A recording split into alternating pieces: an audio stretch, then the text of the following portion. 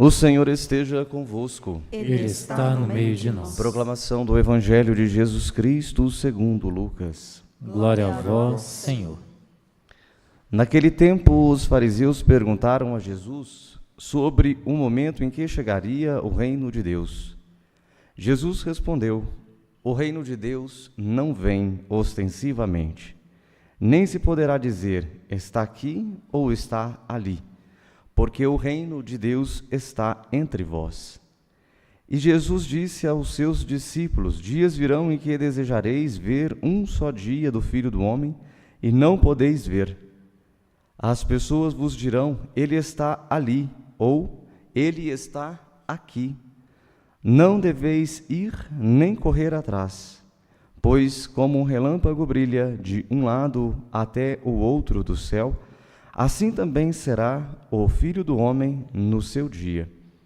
Antes, porém, ele deverá sofrer muito e ser rejeitado por esta geração. Palavra da salvação. Glória Glória a a vós, vós, Senhor. Senhor. Meus queridos, podemos assentar. Queridos irmãos e irmãs, nós estamos nesta 32ª semana do Tempo Comum, em que esta semana nos ajuda a retomar um reflexo muito importante da pessoa de Jesus Cristo. Jesus no Evangelho vai dizer que o reino de Deus não vem ostensivamente, nem está aqui, nem está lá, mas ele utiliza aquilo que nós também na Eucaristia tanto falamos. Ele está no meio de nós. O Senhor esteja convosco, e nós repetimos, Ele está no meio de nós. Essa é a dinâmica do reino de Deus, que mostra, sobretudo, não numa conjuntura daquilo que a gente dá conta de fazer, daquilo que a gente dá conta de programar, daquilo que a gente dá conta de ser.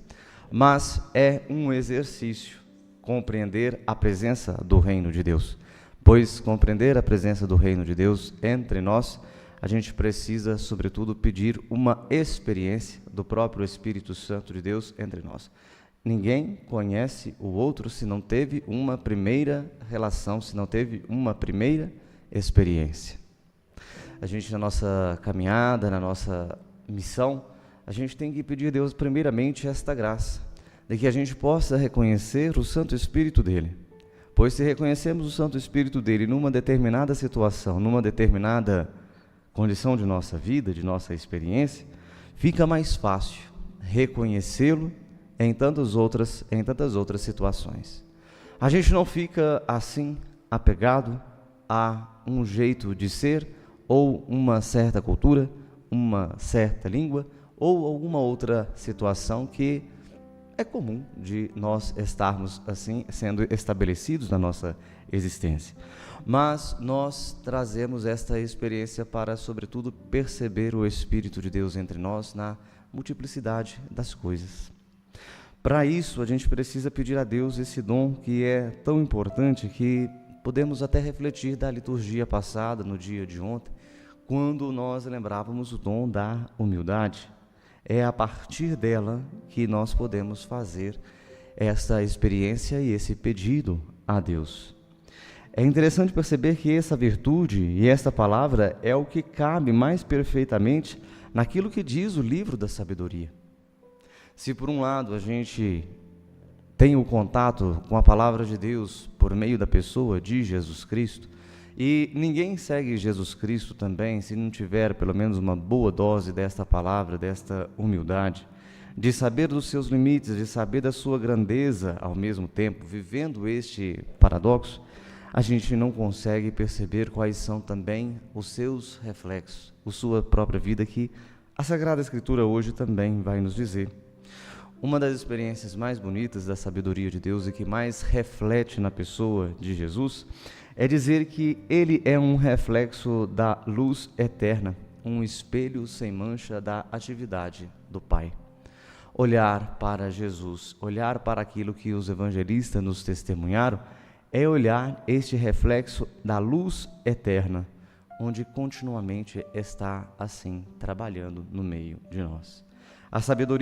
Na sabedoria há um espírito inteligente, santo, múltiplo, sutil, móvel, perspicaz, imaculado e tantos outros adjetivos que o hagiógrafo coloca para, assim, cada um de nós hoje sabermos.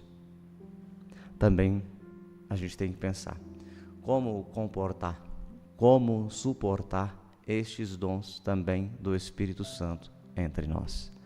Pois nós pedimos o Espírito de Deus, nós pedimos a presença de Deus, mas também nós devemos dar esta contrarresposta para que este Espírito da sabedoria também venha presente entre nós. Sermos seguidores de Jesus ajuda-nos a olhar para esta realidade da sabedoria que se coaduna com a pessoa de Jesus, com Jesus que é a própria encarnação da sabedoria, para continuar fazendo a ação de Deus. Nos ajuda, sobretudo, a pedir a Deus este coração também sem mancha. Sabemos que, ao contrário da sabedoria, que é imaculada, nós não somos imaculados. Nós também carregamos uma porção do nosso pecado e também carregamos uma porção desta experiência em que vem, assim, a sombra da morte, vem a sombra do pecado. Mas dizer que Jesus é este que continuamente está sendo a atividade de Deus, é dizer também e proclamar que a luz sobrepõe toda a realidade de treva e chama aqueles que são filhos de Deus a caminhar nesta luz. Hoje a gente fica pensando assim, poxa, no Evangelho retratando que dias virão que desejareis ver um só dia do Filho do Homem e não podeis ver. A gente traz a nossa experiência um pouco dessa inquietude, pois quem não gostaria de ter também um encontro com Jesus como os discípulos tiveram? Lembro que algumas vezes as pessoas falam assim, não, mas eles foram mais privilegiados do que nós. Não foram. Eles tiveram que passar pelo todo um caminho, por todo um sofrimento, para continuar sendo fiéis à palavra de Deus, para continuar sendo fiéis àquilo que Jesus estava ali ensinando.